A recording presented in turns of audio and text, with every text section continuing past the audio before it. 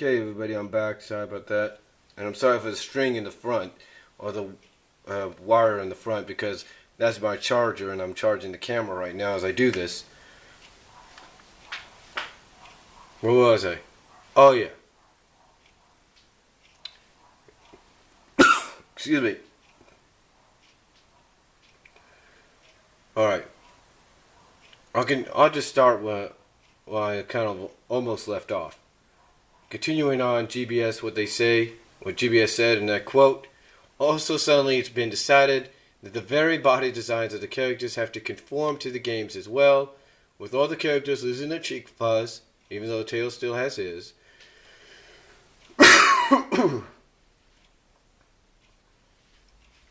And getting the bodies mutilated left and right to reach these new rules. In the end, this could have still been livable. Okay, in the end, this could have still been livable, but the story itself goes out of its way to make acceptable. Okay, but the story itself goes out of its way to make accepting these changes as impossible as can be. Between Bunnie choosing to become a slave of Robotnik for her new design, possibly, we're not sure, or Sally choosing to wear clothes she gained through Robotnik mutilating her body as her new design. Okay.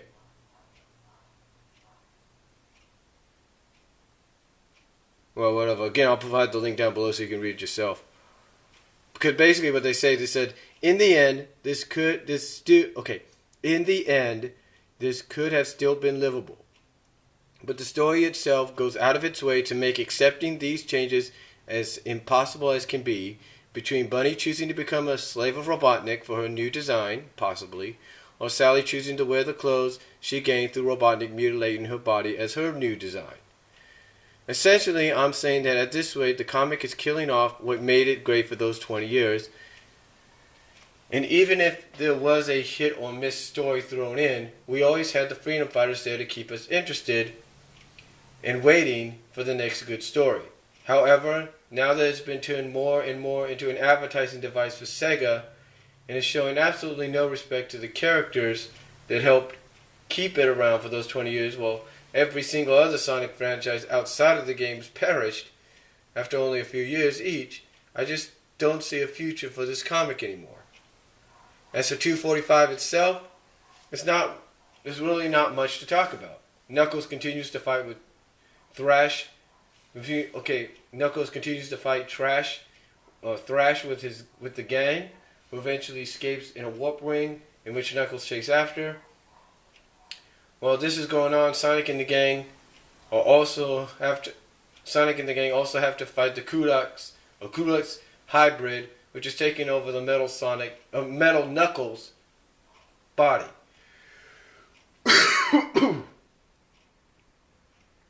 During the fight, the Kulaks absorbs the Tonic technology.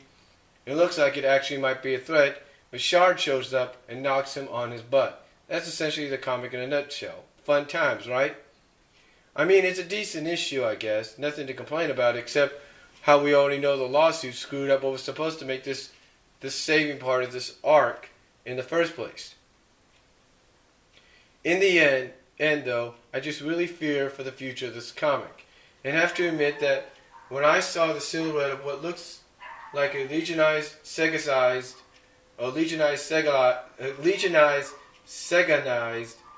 Bunnie, I got thrilled with horror all over again. I really hope we get a good twist to this instead of what seems to be the obvious outcome. But honestly, I've essentially given up all hope for this comic a long time ago.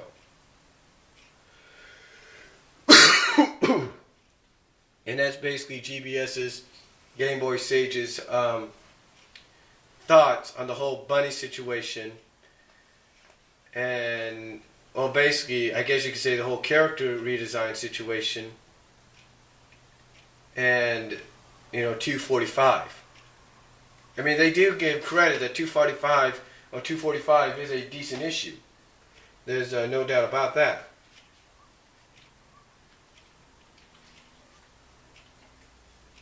They give credit where credit's due. But what they're saying, ladies and gentlemen, what they're saying here, the main question they have, and I'm probably going to retitle the thing saying not just about Bunnie, but kind of thoughts on 245 and question about the redesigns. And questions the reason of the redesigns. I'll probably put that if I can fit it in there. But, I can understand where they're coming from. I mean, essentially after 20 years, why would you want to redesign the characters? Well, what's the point in it?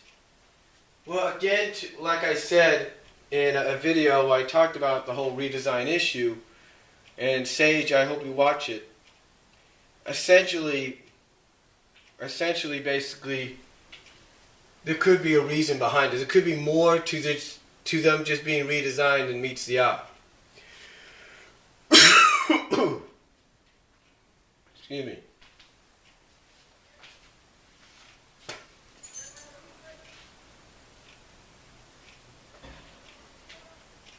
But essentially, there could be more to the redesign than meets the eye. If you know what I mean. Well, you have to watch this video to see what I'm talking about, but basically I think what Ian Flynn is saying, and I'm not trying to kiss up to the guy, but I think he probably has something in store. Like there's got to be some kind of subplot or story arc that's going to go along with the redesigns.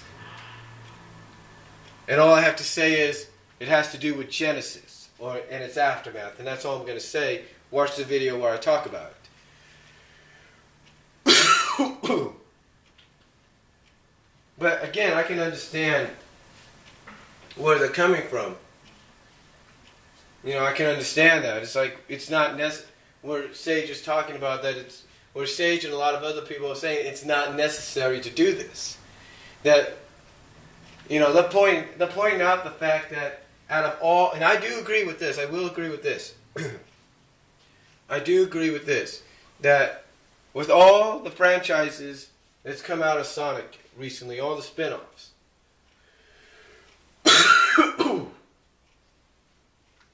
whether it's been the Sonic X anime, whether it's been the Underground cartoon, whether it's been the spin-offs of Knuckles, the Knuckles comic, or the Sonic X comic, I will admit that out of all those, including SatAM itself, that the Archie Sonic comic has lasted a lot longer than people have given it credit for.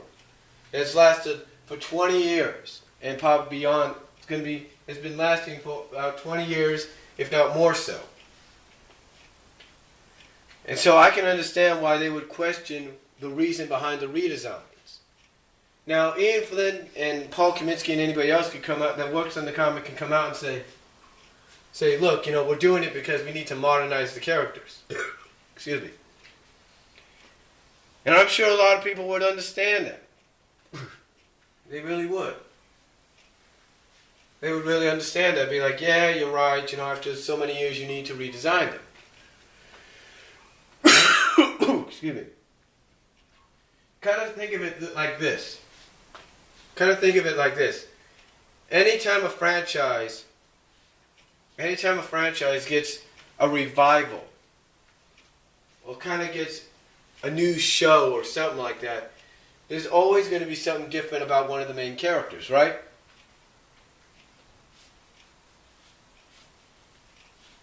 I mean, even if they get a movie, there's always something different about the characters, right? When you take a look, let's say, at some of the Superman movies, animated-wise, like the new one that's upcoming called Superman Unbound, or you take a look at Superman Doomsday, or whatever, Superman All-Stars, All-Star Superman, whatever. You take a look at the character of, let's say, Lois Lane, and she's similar in the face, you can see that, but she has a different design all the time. Different hairstyle, different suit. The only exception, if you will, would be when they did Justice League: The New Frontier. And that was based off the 1950s Lois Lane.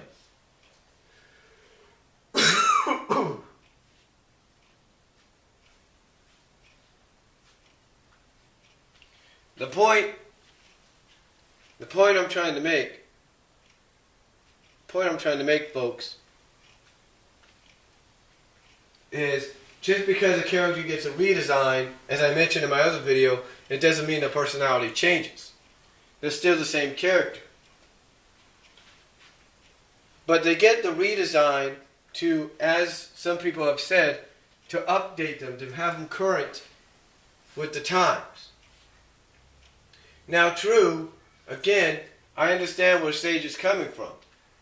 I mean, basically they feel that after 20 years, what Archie Comics is doing, whether it's because of Sega's interference or not, is basically they're throwing out everything that made the comic special and basically saying, hey, we're now just going to make it an advertising tool for the Sonic games. That might be true and it may not be true. But I understand where Sage is coming from, though. Like I said, I understand where Sage is coming from with this. But all I'm going to say is this. Watch the video I did on this. There's about 3 videos before, if you will. Watch it, and you'll see exactly what I'm talking about. But again, to each their own. I mean, again, there are people that like what's going to happen and some people that don't. Sage is obviously one of them that doesn't.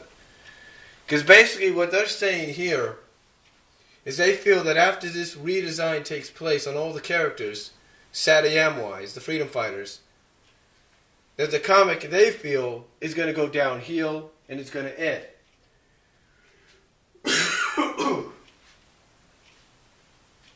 We'll just have to wait and see. Because honestly, you don't know if these new redesigns are going to last. You got to wait. You got to be patient. You got to give it, it's basically what these redesigns are experiments. So you're just going to have to wait and see what occurs. So, that's all I'm going to say on this. Comment down below. Tell me what you guys think. Video response if you like. I'd like to hear from you guys. I'll provide the link to Sage's thoughts on this whole situation down below. Click on it in the description boxes of both videos or in the playlist description box, or at least copy it in the playlist description box and check it out for yourself. So that's all I'm going to say. Thank you all for watching. God bless. Take care. And I'm out.